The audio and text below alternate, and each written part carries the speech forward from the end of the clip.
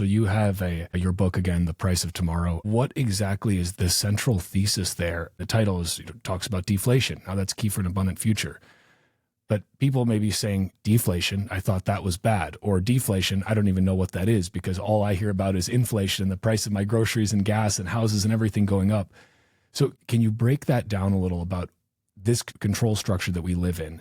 How does that actually work? And how is it that there's this mismatch between that you have identified in this book? And I think you have to start and you have to say what I'm about to say over and over and over and over again until your brain really grapples with it. The natural state of the free market is deflation. In other words, you only use things that give you more value. And all companies, all entrepreneurs, anything that's kind of willed into existence from our brains have to compete against what was there before. And you only use the things that give you more value. So you are a part of the thing that is the natural state of the free market. The entire globe, 8 billion people's ideas competing for you. The output of that has to be deflation.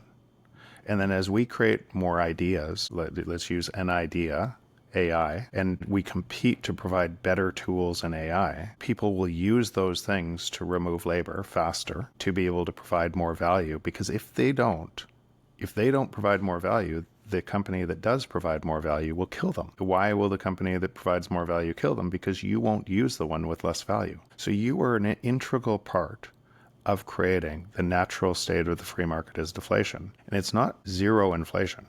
It's deflation, like faster and faster deflation, where if you didn't work, everybody working and everybody doing the world work would benefit you anyways, because prices, everything would fall faster and faster and faster for you forever. So if that's the natural state of the world, and technology is a supercharger of that, and when you say technologies, think about it, it's just different ideas that we're trying to solve problems to be more efficient.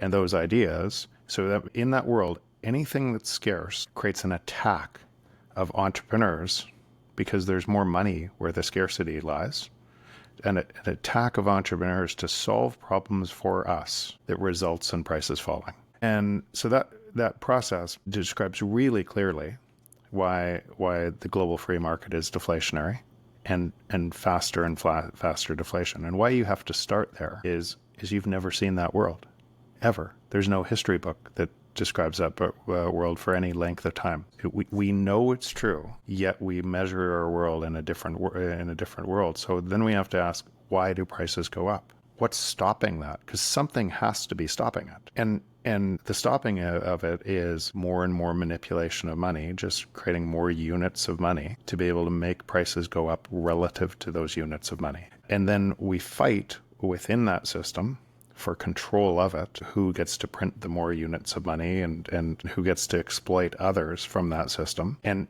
trying to get richer and richer in a zero-sum game where everybody's losing in a system, even the rich. If you can't come out of your house because you're scared of the poor rising with pitchforks to be able to take it back from you, then you're losing too in that zero-sum game. You might think you're winning, but you're not long-term. You're in a zero-sum game that typically gets reset through global conflict, killing millions of people, that then we say, we promise not to do it again, where it starts again. The entire history of money is through that exact same lens, by stopping, by an exploitative control system that gets worse and worse and worse and divides people to be able to resolve this. And Bitcoin is the first time in history that we've ever had something that can resolve that conflict and allow all of the abundance that we create to flow to us. The first global free market that's ever existed. So we've essentially never lived in a free market, and all of the benefits that we should be getting, that humanity should be receiving essentially because of all the technological innovation, because of everybody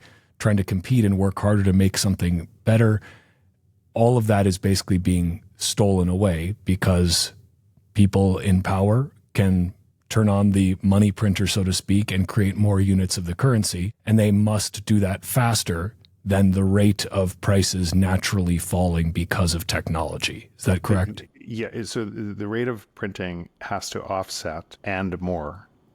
Right.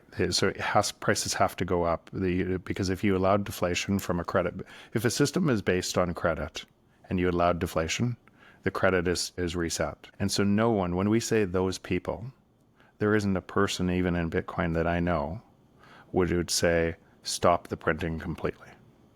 Because every single thing would fail. Every bank would fail. All of the houses, all of the real estate that people think they have and is valued, it would all completely fail to zero because the entire credit-based system is based on the credit, that if you allowed deflation from it, the thing collapses. So we have to be careful in our words. It's not those bad people, right? It's us in that system not wanting it to fail and then thinking that there's some savior within that system when it's actually us, almost the hypocrisy of us believing in one part of our lives we want lower and lower prices, and in the other part of our lives, our assets, our houses, and then stocks, we want higher prices, right? And it's nuts. But those systems have to be connected because they're connected through us. So we're making one system. So all of our votes, as this side or this side, are just ludicrous from a system that must steal more money. And I want to pick up on something you said, because we've never lived in a free market. Well, it's not totally true. There's been more free markets, right, in time, like in the Great Deflation in the late 1800s in the U.S., where middle class was rising. In fact, the rise of the U.S. was the Constitution, which provided freedom of the individual, more ideas, more people moved from control systems in Europe to the U.S. because they could get their start. They could leave a system where they could, and yes, it was harder. They had to leave the comforts of their home, and they had to create ideas, but those ideas propelled the U.S. to be a superpower because free markets are more competitive, and so you had more ideas. And for a while, it looked like a free market until that free market became a control system through the Federal Reserve, and then exploited other nations in the same way that Europe used to exploit other nations. So this has been repeating throughout. It constantly repeats. And what I was specific there is Bitcoin is the first global free market where everybody gets to participate, not just one nation. And I think that's a really important point, right? There's no way to be excluded from Bitcoin. Anyone, no matter where you live or what your background is or what currency you happen to use in your native country, you can freely opt in to Bitcoin. So I would ask then, if they can't stop printing because everything will break, but also if, as you've identified, this system of they have to print money or everything will break, but also they almost can't print money fast enough to keep up with the deflation that is naturally occurring because of technology. You mentioned AI specifically, things that are massively deflationary. Are we reaching sort of a tipping point then? Are we reaching a point where these two misalignments can no longer continue to operate as they have? Something has to give, basically. Or can we keep kicking the can down the road? Can they keep, the central bankers keep printing just the perfect amount? What happens here? So it's just a greater control system. So today you see the control system switching from Biden to Trump. So all of the backroom USAID, all of the manipulation, going back to JFK, going back to all of the things that you knew would have to happen. Again, place this leader in this place, all of the nation building, right? That would have to happen to create the control system that was. And a lot of people would, in Bitcoin space, with all these conspiracy theories, right? And the conspiracy theories, many of them are true, right? And they had to be true because that if you follow the money, that's what it looked like to be able to keep the control system. And now you've inverted it to the other side, and you say we're going to rip this out, and Elon is going to rip this out. But Elon was just on a podcast, and whether he understands this or not, he was on a podcast that it was talking about pretty soon AI will do everything you want. You'll have it'll be free. All of these things will be free. And that sounds a lot like what the WEF was saying 10 years ago, right? But now it's going to be from he also in the same podcast was talking about Twitter could be half of the global economy.